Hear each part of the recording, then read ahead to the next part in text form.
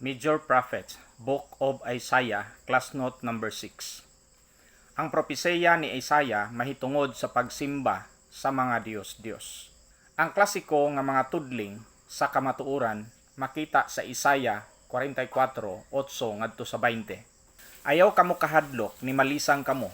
Wala ba nako ikapahayag kanimo sa karaan o gipakita kini o kamo mao ang akong mga saksi.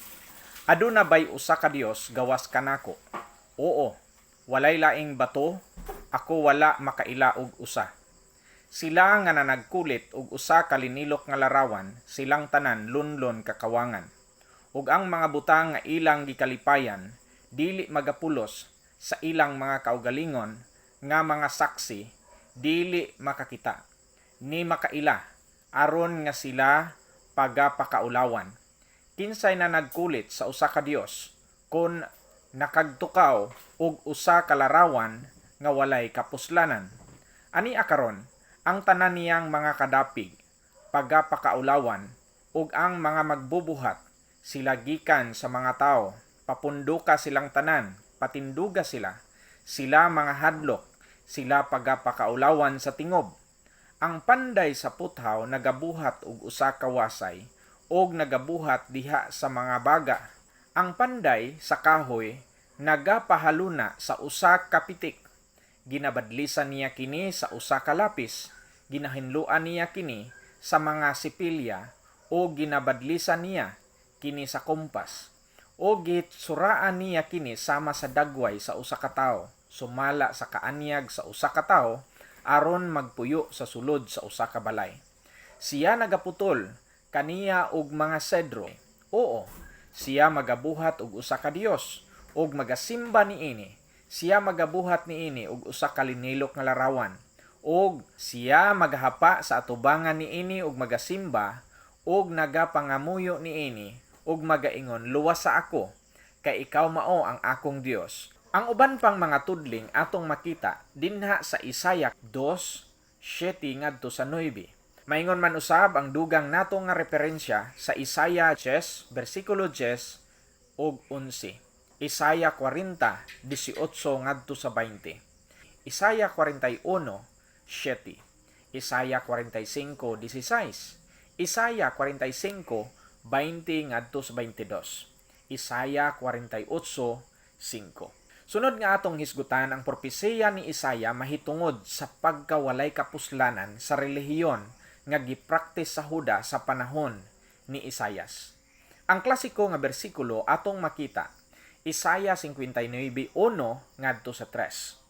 Ani akaron ang kamot ni Jehova wala pamubi aron kini dili makaluwas, ni pabugaton ang iyang igdulungog aron kini dili makadungog. Apan ang inyong mga kasalanan maoy nakapahimulag kaninyo og sa inyong Dios, ug ang inyong mga sala nakapatago sa iyang naong gikan kaninyo, aron siya dili makadungog. Kay ang inyong mga kamot nahugawan sa dugo, ug ang inyong mga tudlo nahugawan sa kasalanan.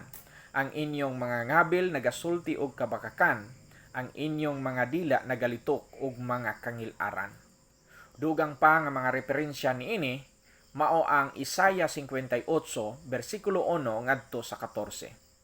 Ang ubang mga referensya niining mao nga gihisgutan ni Isaiah labot sa walay kapuslanang relihiyon nga gipraktis sa Huda, makita sa Isaiah kapitulo 1 bersikulo 11 ngadto sa 15. Isaiah 61:8, Isaiah 65:3 ngadto sa 5 ug Isaiah 66:3 ug 4. Ikatulo nga atong hisgutan ang propesiya ni Isaiah mahitungod sa adlaw sa Ginoo. Ang mga talaan sa mga nag-unang tudling makita sa mosunod nga mga bersikulo. Isaiah 2:11 ngadto sa 21. Isaiah 10:20 ngadto sa 27.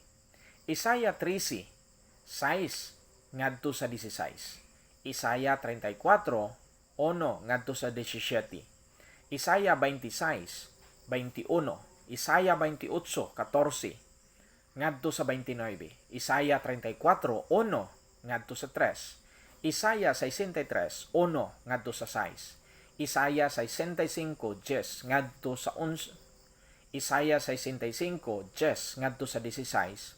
Isaya 66, 7 ug 8. Ug ang mga deskriptibong titulo alang sa maong panahon gisaysay ni Isaya. Ang talaan sa mga nagunang tudling makita sa mosunod nga mga bersikulo. Isaya 10:20 ngadto sa 27. Og mahitabo ni adtong adlawa nga ang mahabilin sa Israel ug sila nga nagpakagawa sa balay ni Jacob dili na musandig kaniya nga nagdagmal kanila kundili musandig hinuon kang Jehova ang balaan sa Israel sa pagkamatuod. May usa ka salin nga makabalik nga mao ang nahabilin ni Jacob ngadto sa Dios nga makagagahom. Kay bisan ang imong katawhan Israel maingon sa balas sa dagat, usa ka salin lamang ang mahiuli.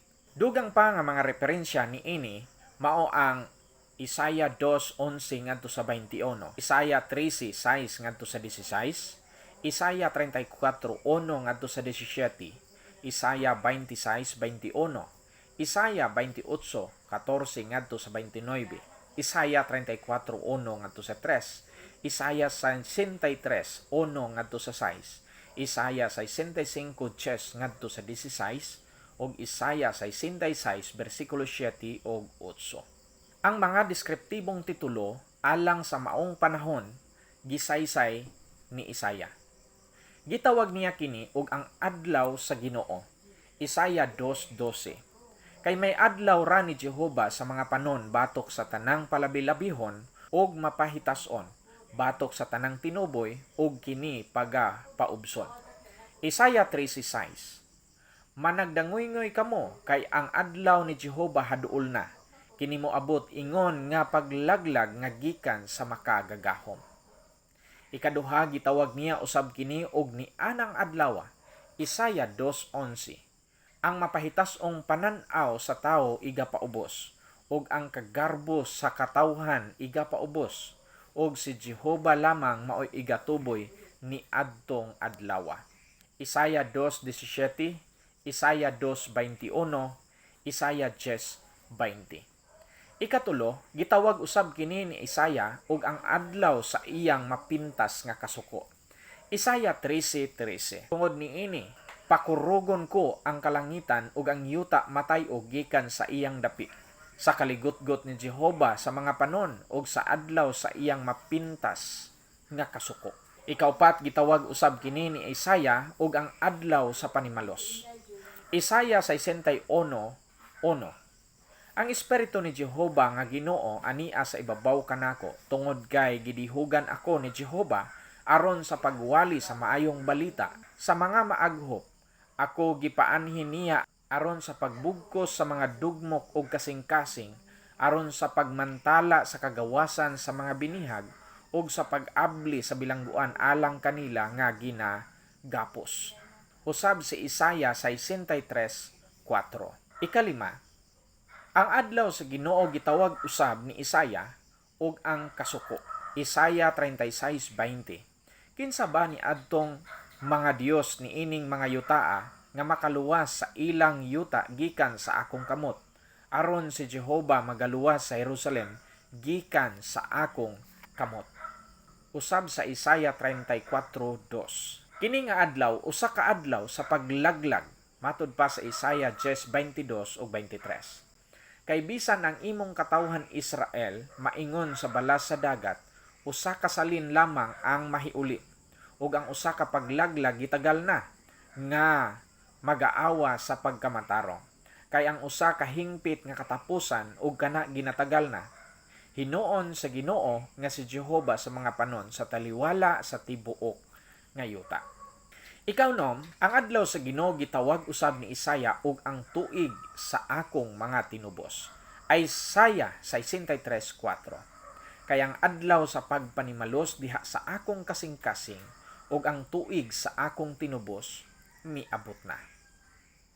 Karon atong hisgutan unsay mga panghitabo sa adlaw sa Ginoo nga gihulagway ni Isaya.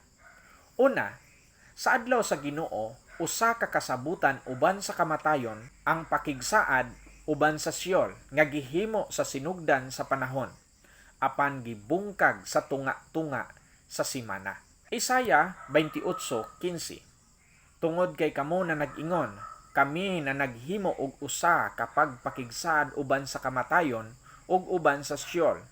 Kami na nagkauyon sa diha nga moagi na ang mahurusong bunal. Kini dili mudangat kanamo kay ang kabakakan nahimo nga among dalangpanan ug ilalom sa kabakakan kami na nagtagbo sa among kaugalingon. Isaya 28:18. Ug ang inyong pagpakigsaad uban sa kamatayon pagapalaon ug ang inyong pagpakiguyon uban sa Sheol dili mulungtad sa diha nga ang mahurusong bunal moagi na nan kamo pagatamakan niini. Kini nga mga tudling sa mga kamatuoran dunay kalabutan sa gisulti ni Daniel sa Daniel 9:27. Og siya magapamatuod sa lig-on nga tugon uban sa dagan sulod sa usa ka simana.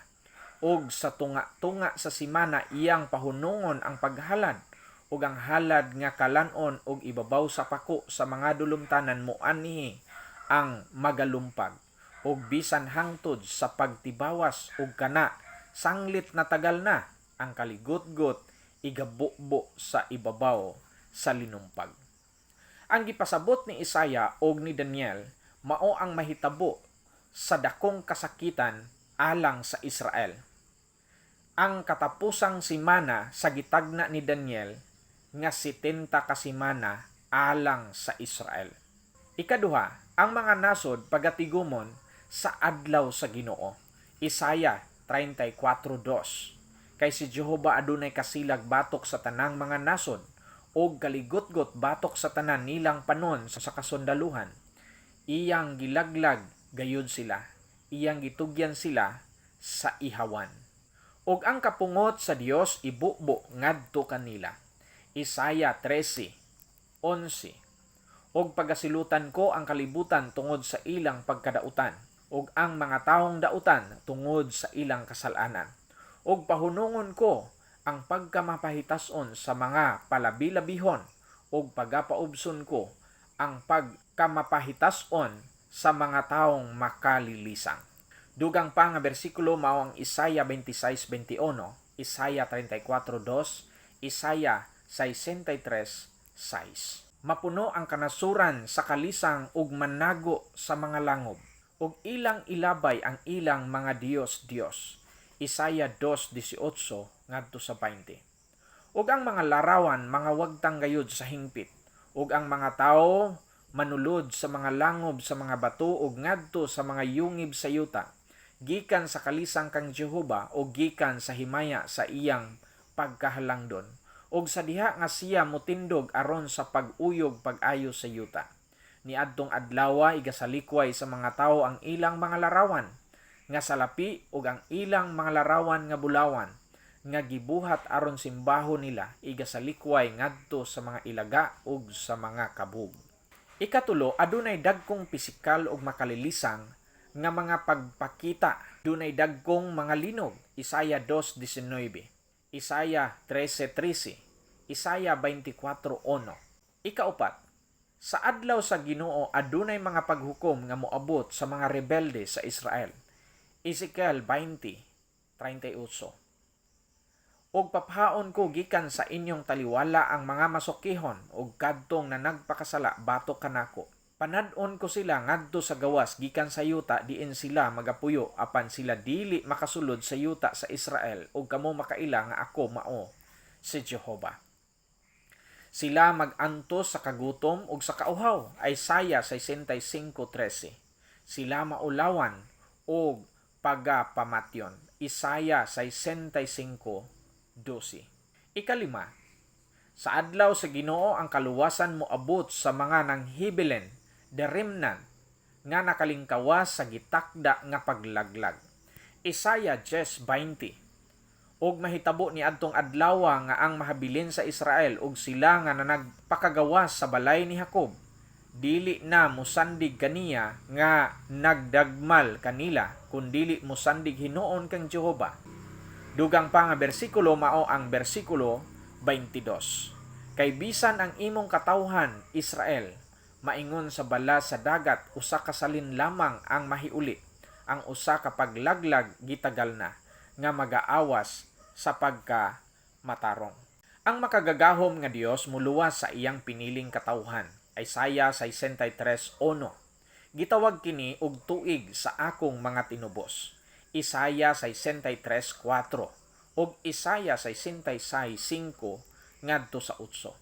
Kini nga kaluwasan moabot uban sa dakong pag-antos. Isaiah 66:7 ug 8. Sa wala pa siya pagsakiti, siya nanganak. Sa wala pa siya sul-i, siya nanganak ug usa ka bata nga lalaki. Kinsay nakadungog sa ingon ni anang butanga? Kinsay nakakita sa ingon ni anang butanga? Mataw ba ang usa ka yuta sa usa ka adlaw? Mahimugso ba ang usa ka nasod sa diha-diha? Kay sa gilayon nga ang Sion, gisulan, gianak niya ang iyang mga anak. Ang gipasabot ni Isaiah dinhi mao ang katumanan unya nga mahitabo sa panahon sa dakong kasakitan. Ang 7 ka tuig nga kasakitan alang sa nasod Israel. Aron masabtan nato ang punto nga gihisgutan ni Isaiah kalabot sa adlaw sa Ginoo, atong tan-awon ang outline diha sa Isaiah 24:1 ngadto sa 23. Una nga atong tan-awon mao ang Isaiah 24:1 ngadto sa 12. Naghisgot si Isaiah mahitungod sa dakong kasakitan. Karon atong tan-awon ang Isaiah 24:5.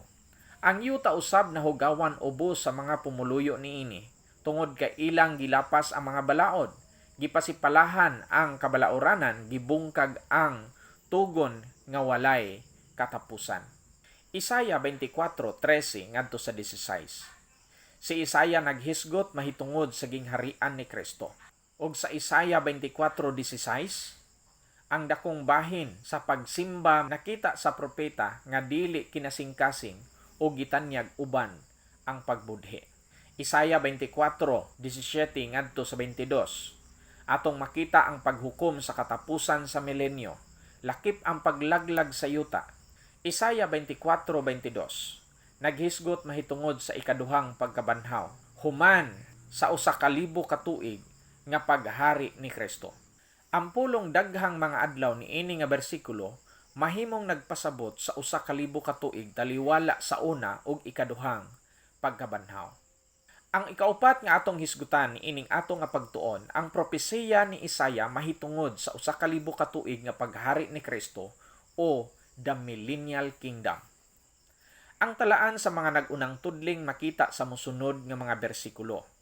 Isaiah 1:25 ngadto sa 27.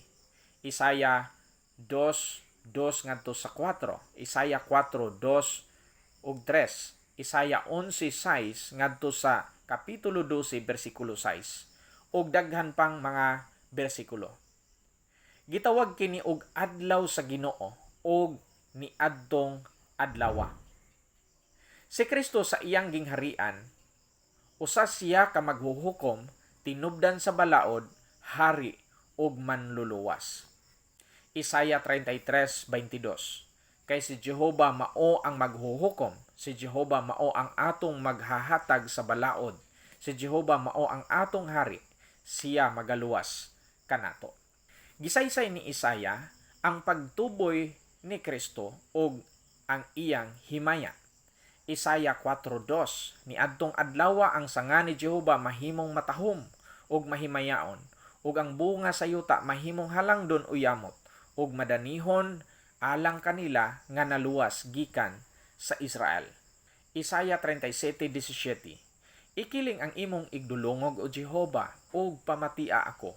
Bukha ang imong mga mata o Jehova, ug tuman-aw, ug pamatia ang mga pulong ni Sannikerib nga nagasugo aron sa paghagit sa Dios nga buhi. Usab diha sa Isaiah 53:12. Gisaysay usab ni Isaiah ang mga buhat ni Kristo. Ingon nga hari, Isaiah 32:1. Ania karon, ang usa ka hari magahari diha sa pagkamatarong ug ang mga prinsipe magadumala diha sa hustesya. O gihisgutan usab ni Isaya, ang buhat ni Kristo ingon nga bandila ug maghuhukom taliwala sa nasod Israel. Isaiah 11:10. Og mahitabo ni adtong adlaw nga ang gamot ni Isay nga nagatindog ingon nga usa ka bandila sa mga katawhan, kaniya mangita ang mga nasod ug ang iyang dapit nga pagapahulayan mahimong mahimayaon. O gihisgutan usab ni Isaya ang buhat ni Kristo ingon nga panalipod ug tagana alang sa iyang katawhan. Isaya 32:2. Ug ang usa ka tawo mahimong ingon sa usa ka taguanan gikan sa hangin, ug ang usa ka tabon batok sa bagyo ingon sa mga sapa sa tubig sa usa ka dapit nga mamala. Ingon sa usa ka landong sa usa ka dakong pangpang nga bato sa yuta sa kahago. Ang pangutana, unsay mahitabo sa Israel? Unsay mahitabo sa nasod Israel diha sa gingharian? Ang Israel pagatigumon pag-usab, Isaya 11:12. Ug siya magatindog og usa ka bandila alang sa mga nasod, ug magapatigom sa hininginlan gikan sa Israel. Ug pagatigumon ang nangapatla gikan sa Huda. Mabasa usab nato kini sa Isaya 27:12, Isaya 51:11. Sila mao ang mga nanghibilin sa Israel o remnant kadtong mga nakalingkawas sa mga paghukom sa dakong kasakitan. Isaya 4:2 ug 3. Ang mga nanghibilin gitawag ngadto sa usa ka walay katapusang pakigsaad. Isaya 61:8. Ang mao nga pakigsaad gitawag nga kasaligang kaluoy ni David. Isaya 55:3. Kini nga saad puno sa kaluoy.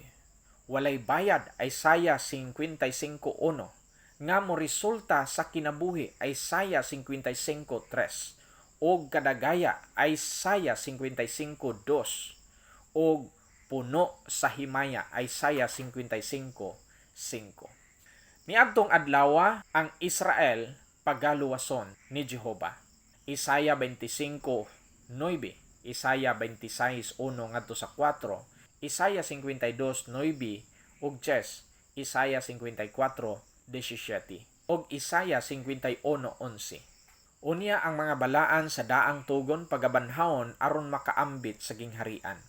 Isaiah 26:19 ug pinadayag 11:18. Wala na unyay kahadlok sa paghukom. Isaiah 51:23. Silang tanan pagatudluan sa Ginoo. Isaiah 54:13 ug 14. Ang kaparasan sa Israel at imanon sa Ginoo. Isaiah 27:6. Isaiah 27:3. Isaiah 61:6. 9, 11 ug uban pa nga mga bersikulo. Ang panagbingkil ni adtong adlaw tali sa Ephraim ug sa Huda mamaayo na. Isaiah 11:13. Ang kasina usab sa Ephraim mawala ug sila nga nanagsamok kang Huda pagalaglagon. Ang Ephraim dili na masina sa Huda.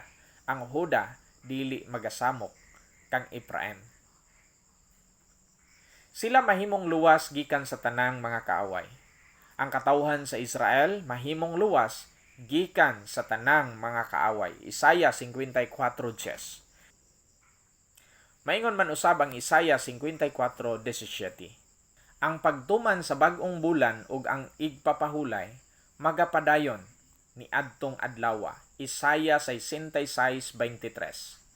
Apan lahi sa dispensasyon sa grasya, tungod kay ang adlawng igpapahulay ug ang pagtuman sa bag-ong bulan wala kini gisugo alang sa mga magtuto sa dispensasyon sa grasya. Karon atong hisgutan ang Jerusalem ug ang gingharian. Ang Jerusalem ni adtong adlaw pagahinluan sa paghari ni Kristo. Isaiah 1:25. Ug akong ibalik ang akong kamot diha kanimo ug pagahinluan ko pag-ayo ang imong taya. Ang Jerusalem hatagan og bag-ong ngalan. Isaiah 62:2. Ug pagahinganlan nga Hepsiba. Pagahinganlan usab siyag syudad sa pagkamatarong. Pagahinganlan usab og matinuohon nga syudad. Isaya 1:26. Pagatawgon usab og gipangita. Og pagatawgon usab og syudad nga wala biyae. Isaya 62:12. Ang mga maghuhukom sa Israel ipahiuli ngadto sa Jerusalem. Isaya 1:26. Ang Jerusalem mahimong kapital sa tibuok kalibutan. Isaya 2:2. Ang mga nasod moadto sa Jerusalem alang sa pagtulunan ug uban pa. Isaya 2:3. Ang Jerusalem mahimong usa ka dapit sa panalangin. Isaya 65:18. Wala na unyay paghilak. Isaya 65:19. Ang pisikal nga kinabuhi palugwayan. Isaya 65:20. Kasiguruhan ug kauswagan mabatunan sa mga tao.